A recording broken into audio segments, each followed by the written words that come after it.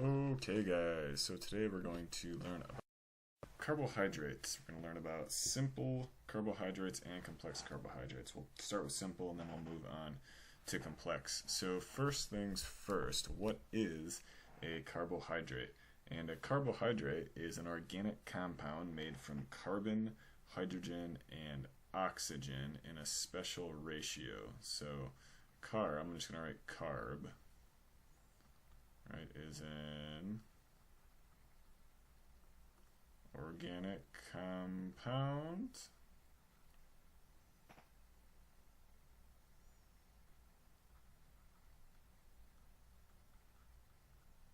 made with carbon, hydrogen, and oxygen in a ratio of 1 to 2 to 1, meaning that there's equal numbers of carbons and oxygens for every one carbon. You can think of it as for every one carbon, there's one oxygen, and for every one carbon, there's two hydrogens. So there's twice as many hydrogens as there are carbon and oxygens. So for example, if I had 2 carbons here, then it would be 2 carbons, 4 hydrogens. Oops, it doesn't want to get 4, very good. 4 hydrogens and 2 oxygens. Now, the basic unit of carbohydrates are called sugars, and it's called a monosaccharide. So, a monosaccharide, and oops, didn't finish writing it. So, a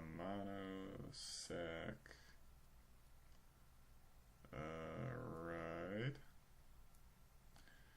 And a monosaccharide just means one. So mono, we know that prefix means one, and saccharide just means sugar. So a monosaccharide means one sugar. And these are the simplest form of carbohydrates. We have a couple examples over here. Glucose is the name of a monosaccharide, and fructose is the name of another monosaccharide. So there's more than one type of monosaccharide. You just know that they're one. They're a single unit. So this would be one. This is a monosaccharide glucose, and monosaccharide would be fructose.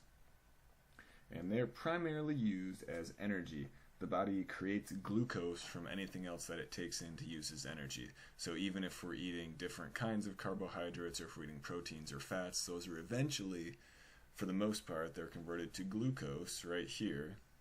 And then our body uses this molecule to make lots of ATP to make energy from. So glucose is really, really important. It really is the primary source of fuel for our body. That's where we get most of our ATP, from breaking down glucose.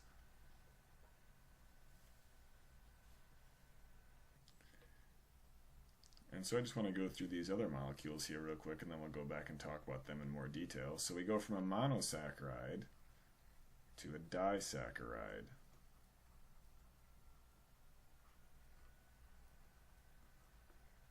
Disaccharide, right? A di, so we can probably figure this out, right? A di means 2, and then saccharide is sugar. So we have 2 sugars. A monosaccharide, we just had 1 sugar, like glucose or fructose. Disaccharide would be like sucrose. We have 2 sugars bonded together, right? And sucrose, in fact, there's lots of different disaccharides. Sucrose is, in fact, 2 glucose molecules bonded together. You see this structure here. If you look at the structures, the OHs and the H's and the CHOH, right, is the same as glucose. They're just bonded together right here to make sucrose. And there's different ones. You can bond glucose and fructose together, and that makes a disaccharide with a different name, and we don't need to worry about those too much right now. Another thing to notice with the monosaccharides here is they are not exactly the same, and I think that goes without saying, but I want to point that out, right? Glucose and fructose, they're not the same molecule. If you look here on glucose and here on fructose, you'll notice they're different. You'll also notice the ring structure here in glucose has 1, 2, 3, 4, 5, 6 atoms.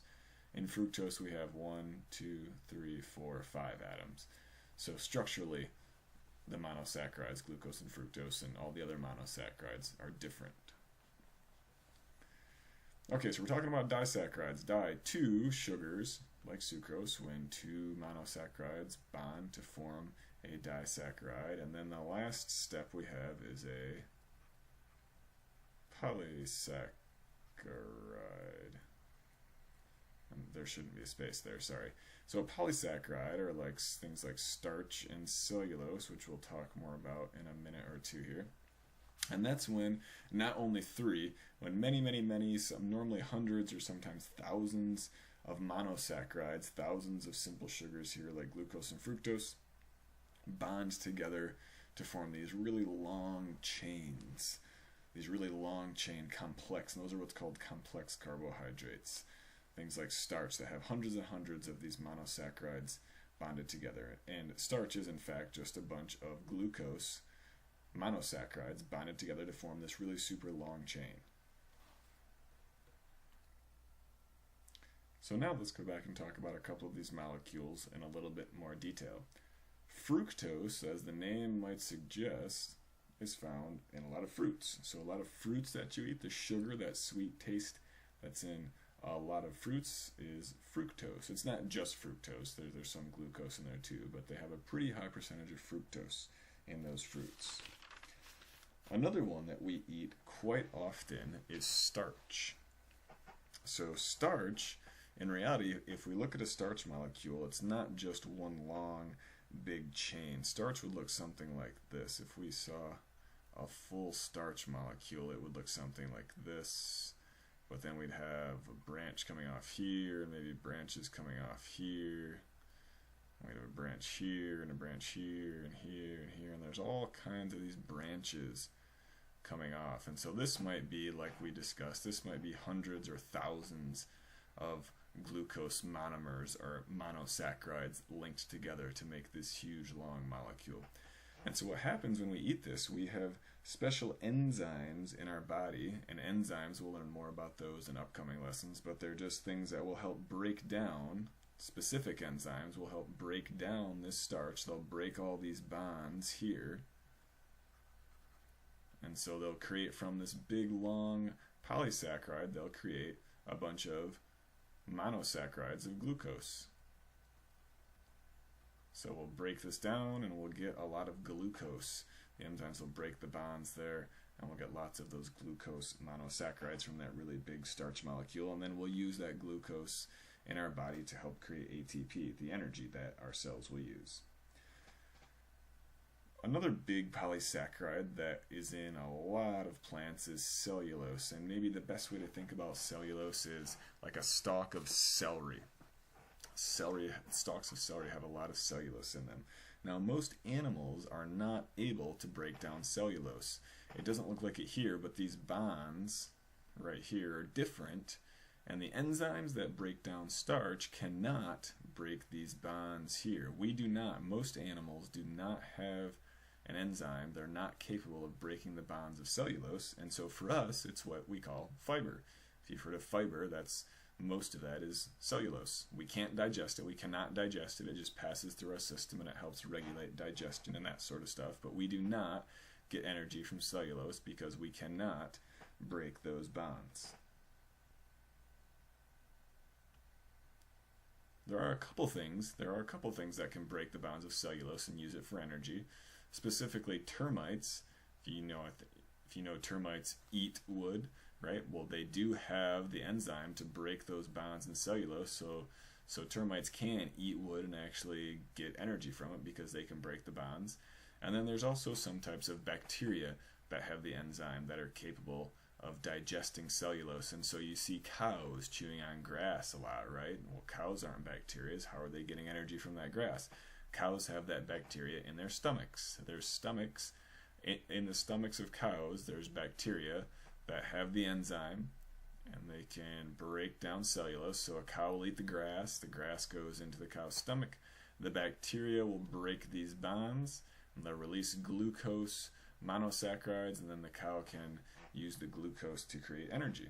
So the bacteria help out the cow, and the cow helps out the bacteria by providing them a nice place to live and giving them all this food, all this grass that the bacteria can break down. And then, of course, the bacteria uses a little bit of those glucose monosaccharides themselves, but most of it goes to the cow. And the last thing The last polysaccharide I want to discuss is glycogen. Glycogen. Now, glycogen you can think of as like the stored form of glucose. That's how humans store energy in our bodies. We store it in a polysaccharide called glycogen. And again, that's just a bunch of glucose monosaccharides linked and bonded together into a highly branched molecule like this. And so most glycogen is stored in the liver and the muscles. And if we run out of glucose in our blood, or we're not digesting anything, so like when you wake up in the morning, most of your energy is coming from glycogen. Your body's taking what it's stored in glycogen and it's breaking it down with those enzymes, remember? They're breaking the bonds and they're releasing monosaccharides of glucose into your body to use as energy.